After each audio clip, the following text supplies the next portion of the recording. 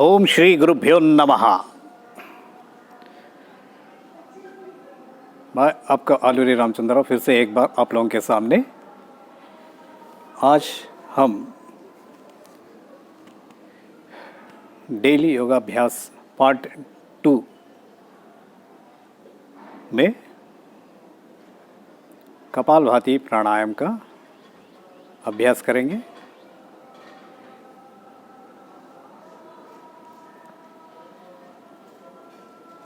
कपालभाति प्राणायाम जो सर्वरोग निवारणी है, इसके बारे में कैसे करना है और क्या क्या लाभ हैं आगे बताएंगे।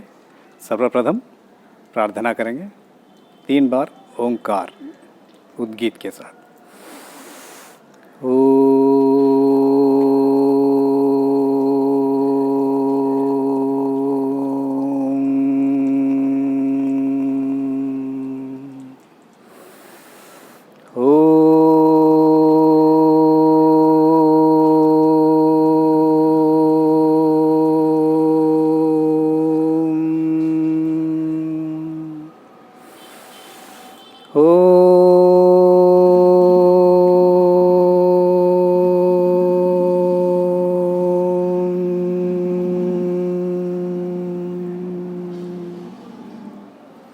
गायत्री महामंत्र का उच्चारण करेंगे एक बार। ओम भूर्भुवस्वः तत्सवितुर्वरेण्यं भर्गो देवस्य धीमहि धियो यो नः प्रचोदयात्। महामृत्युंजय मंत्र का जाप करेंगे एक बार। ओम त्र्यंबकं यजामहे सुगंधिं पुष्टिवर्धनम् उर्वारुकमिव बन्धनान् मृत्योर्मुक्षीयमामृतात्। प्रार्थना मंत्र पढ़ेंगे। ओम सहना भवतु सहनौ भुनक्तु सह वीर्यं करवावहै तेजस्विनावधीतमस्तु मा विद्विषावहै। ओम असतो मा सद्गमय तमसो मा ज्योतिर्गमय मृत्योर्माम् अमृतंगमय। ओम शांति शांति शांति।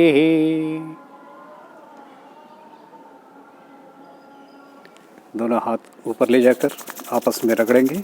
उष्ण उत्पन्न करके उस उष्ण से आंखों को हल्का सा सहलाएंगे, चेहरे को पोंछेंगे, हथेली में ही आंखें धीरे धीरे खोलेंगे। ओम श्री गुरुभ्यो नमः।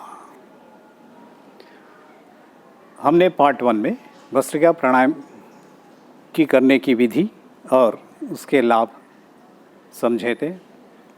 आज हम द्वितीय प्रक्रिया कपालभाति प्राणायाम के बारे में बात करेंगे, जिसके करने से 100% आरोग्यवान रह सकते हैं हम, क्योंकि ये सर्वरोग निवारणी है। इसीलिए इसे सर्वरोग निवारणी कहा गया है, क्योंकि ये सर्वप्रथम आपका उदर के भीतर जितने भी अवयव हैं सारे के सारे 100% आरोग्यवान बनेंगे। Stomach, liver, spleen, pancreas, large intestine, small intestine, सारे के सारे एकदम 100% हेल्दी हो जाएंगे। और तो और आपके ब्लड प्यूरिफाई होगी, ब्लड सर्कुलेशन बरकरार रहेगी और अष्ट चक्रों की शोधन भी होगी, शुद्धि भी होगी। मूलाधार, स्वादिष्ठान, मणिपुरा, अनाहत, हृदय, विशुद्धा, आज्ञा, सहस्रार। जैसे आप सब जानते हैं, इन चक्रों का शुद्ध होना मतलब हम इस आत्मा परमात्मा से मिलन होना। हम अपने आप को या अपने अंदरूनी ताकतों को पहचानना, यह भी पॉसिबल है आप यदि प्रतिदिन कपालभाति प्राणायाम का अभ्यास करेंगे।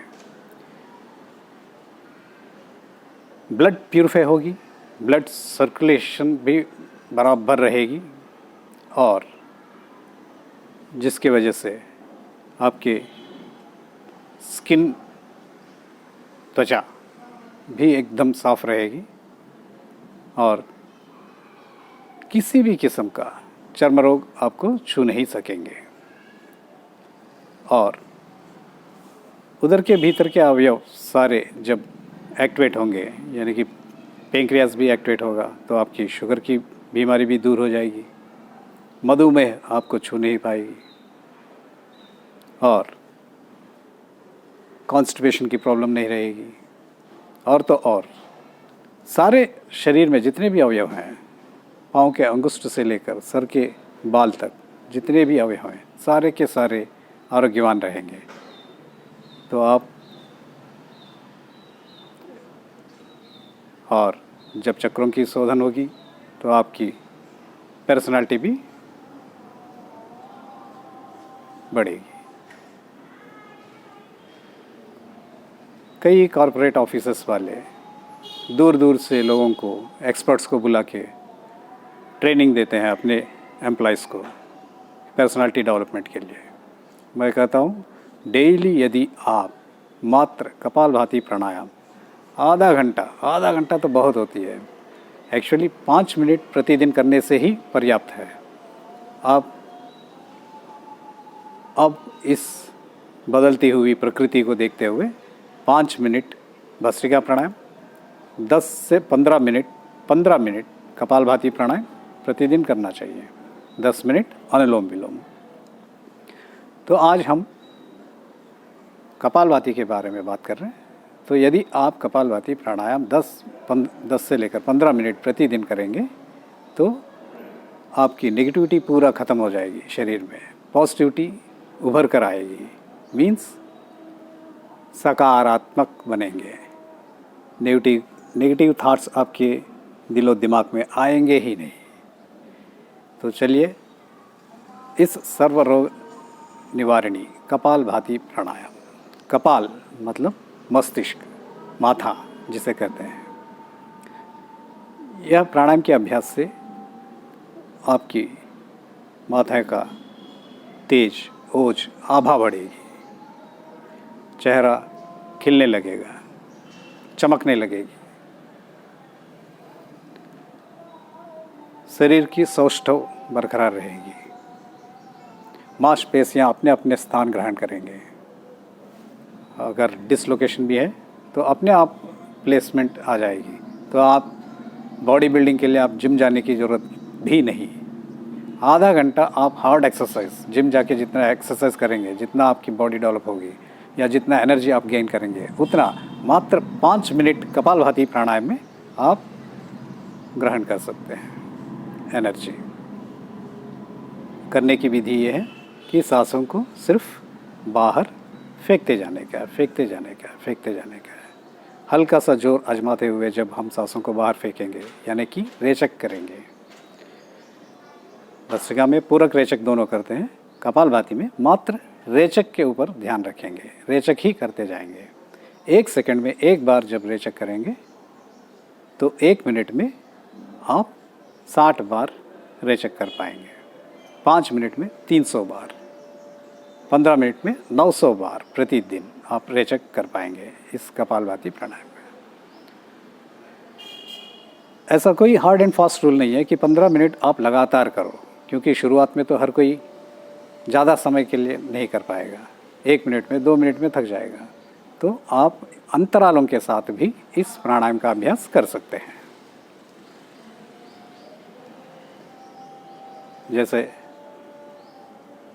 करके बताऊंगा इस तरह।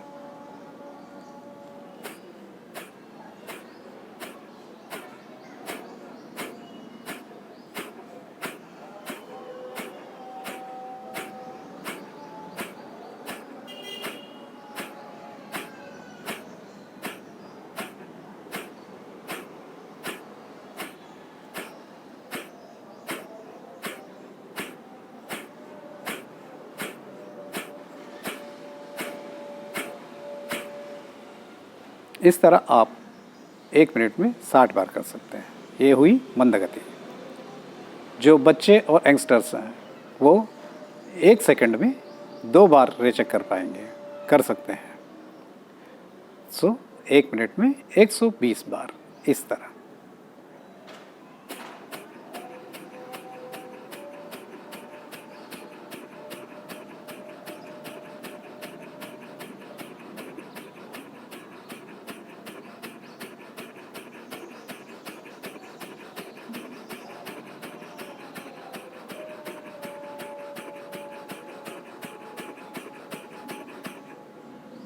इस स्पीड से यदि करेंगे तो 1 मिनट में कम से कम 120 बार आप रेचक कर पाएंगे।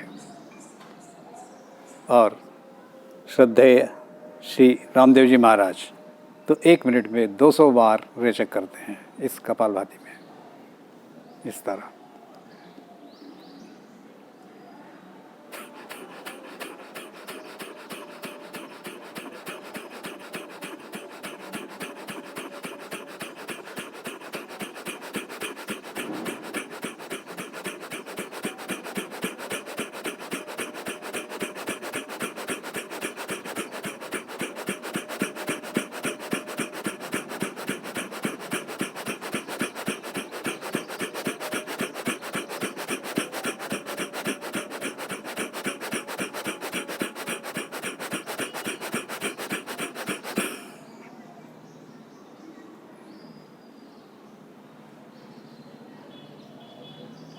हमने तो 150 से 160 बार किया होगा मुश्किल से इस स्पीड में। स्वामी जी तो 200 बार करते हैं इस कपालभाति प्राणायाम, 1 मिनट में 200 बार। लेकिन कृपया ध्यान रखें, जो हृदय रोग से पीड़ित हो या उच्च रक्तचाप से पीड़ित हो, वे मंद गति से ही करेंगे।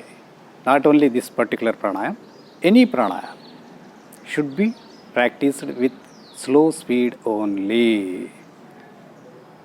स्लो स्पीड में ही, चाहे आप स्लो स्पीड में करें, मंद गति से करें या तीव्र गति से करें, मंद गति, मध्य गति या तीव्र गति, तीनों में किसी भी स्पीड से करेंगे फ़ायदा तो सेम होगा। क्यों हम वैसे हाई स्पीड में जाएं, जल्दी थक जाएं। और यदि आप मंद गति से करेंगे या मध्यम गति से करेंगे, बगैर थकावट के ज़्यादा से ज़्यादा समय तक आप इस प्राणायाम का अभ्यास कर सकेंगे और अधिक से अधिक लाभ उठा सकेंगे।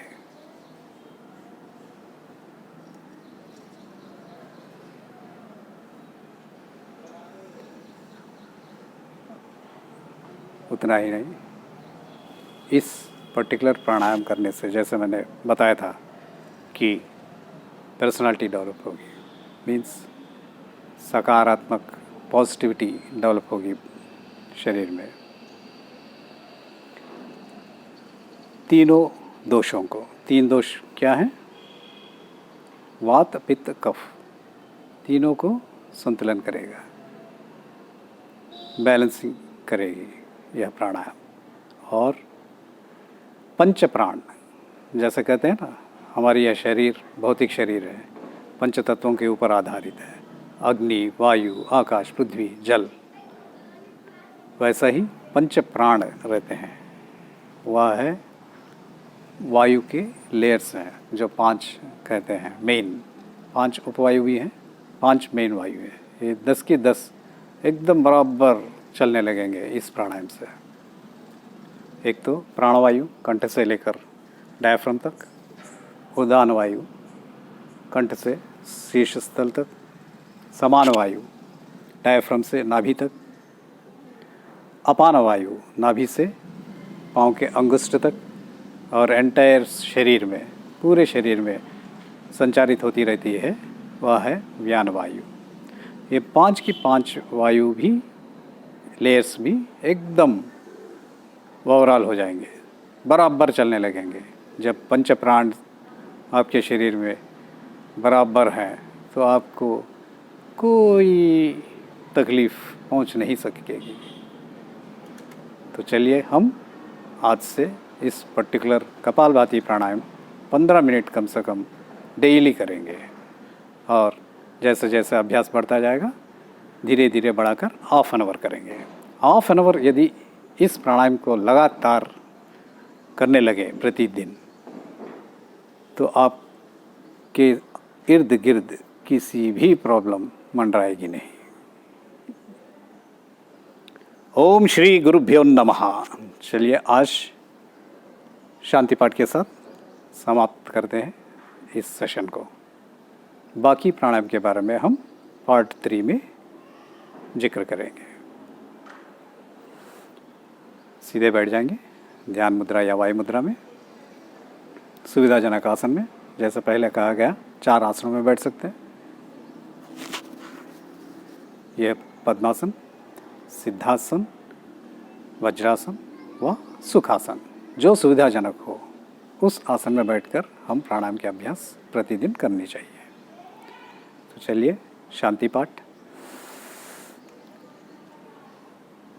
ओम ध्यो शांतिः, अंतरिक्षं शांतिः, पृथिवी शांतिः, आपः शांतिः, औषधयः शांतिः, वनस्पतयः शांतिः, विश्वे देवाः शांतिः, ब्रह्म शांतिः, सर्वं शांतिः, शांतिरेव शांतिः, सामा शांतिरेधि।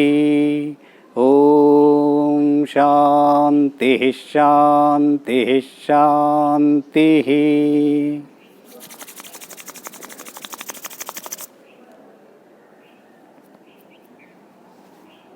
ओम श्री गुरुभ्यो नमः।